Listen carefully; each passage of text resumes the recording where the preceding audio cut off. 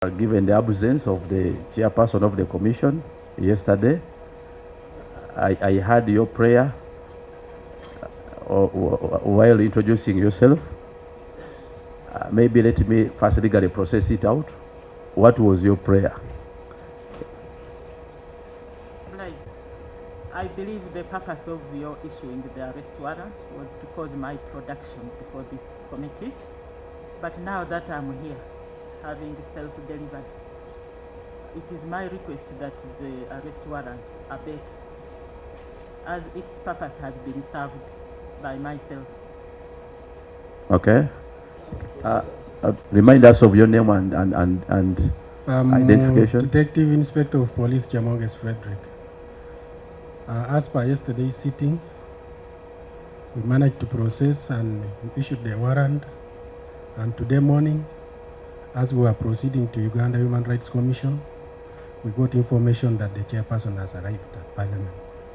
So we came and confirmed she is around. Actually, she brought herself to the Parliament. Okay. And 22 of the Rules of Procedure of Parliament, in examining the witness on oath. And I'll read. 1. A committee shall have power to cause a witness to be examined on oath, and a clerk to the committee shall have authority to administer it. 2. A witness may, instead of taking the oath, make a solemn affirmation. And 3. The oath affirmation under this rule shall be in the form prescribed under Appendix 1 to these rules. And that's the form that we shall use. Thank you, Honorable Chair. Thank you.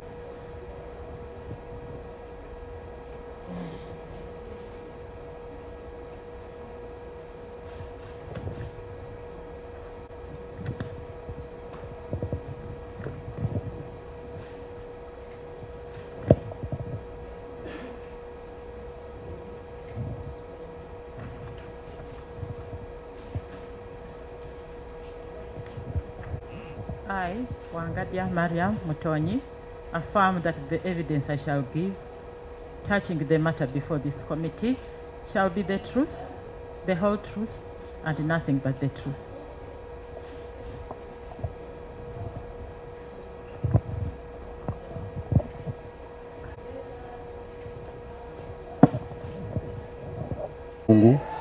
And he has also been captured in our previous meetings in your absence.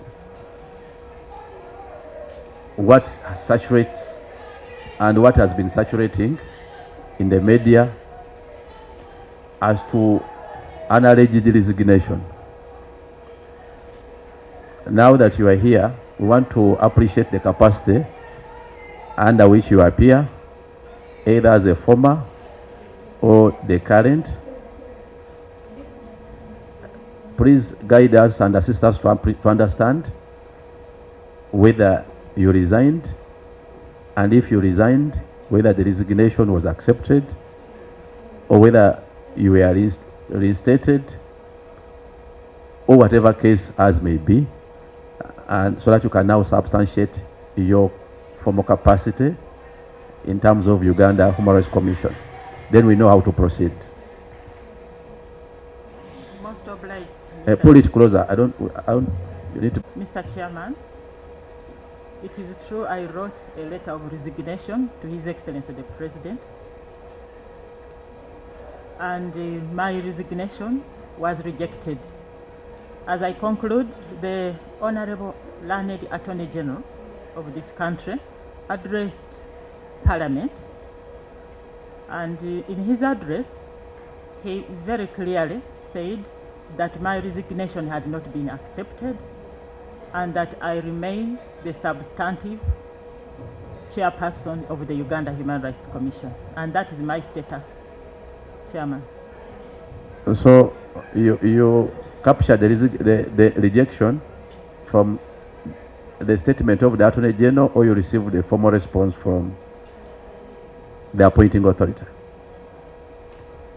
The response I received from the appointing authority was through a phone call. It was not in writing. Sometimes His Excellency the President communicates through phone calls, and I was instructed, if I had left office, to return to office immediately. And I complied with the directive of the Fountain of Honor. And the direction by the head of state was in tandem with what the Attorney General submitted? Yes, in fact, the Attorney General spoke on behalf of His Excellency the President. He did not speak just on his own behalf. The words he spoke were the words of His Excellency the President. He was instructed to inform the country through Parliament that my resignation had not been accepted. And I respect the Fountain of Honor, so I am in office. And you appear as the chairperson? I appear as the chairperson, not former chairperson of the commission. Okay. Can I be allowed to add? I wrote that letter, or rather since it became public, I have been treated like resignation is a taboo, like it is something negative, or it is something to be ashamed about. How I wish this country had a culture of people resigning from high positions like the one I hold, for whatever reason. And Mr. Chairman, I have ever resigned from the Uganda Human Rights Commission. In 2013, I was a member of the Uganda Human Rights Commission, and I resigned. And at that time, my resignation was accepted. So, this time, my resignation was not accepted. I should think that resignation is something positive. And where any officer at whatever level is under pressure and they feel they can no longer continue, I think that should be welcomed instead of being vilified, Mr. Chairman. I thank you. Before I allow your own submission, ordinarily any work or assignment involves tasks. Is that what you call pressure? Because your duties are outlined within the law. Is that what you call pressure or otherwise? Mr. Chairman, just allow me to restate my status as I appear before you this morning. I am the chairperson of the Uganda Human Rights Commission. Yes. The reasons for my attempt to resign were not disclosed in the letter, but they have been verbally disclosed to His Excellency the President, and I have since written to him a brief about the status not just of myself, but of the Commission. And he told me to remain in office. And my resignation having been rejected, and the Attorney General of Uganda having addressed the country and assured everyone that WANGADYA Mariam Fawzat is the, to use his words, substantive chairperson of the Commission. I remain the substantive chairperson of the Commission, so I'm here in my full capacity as chairperson of the Uganda Human Rights Commission. Now, we appreciate the response, but is now the working environment normal, or you are forced to hold on to office?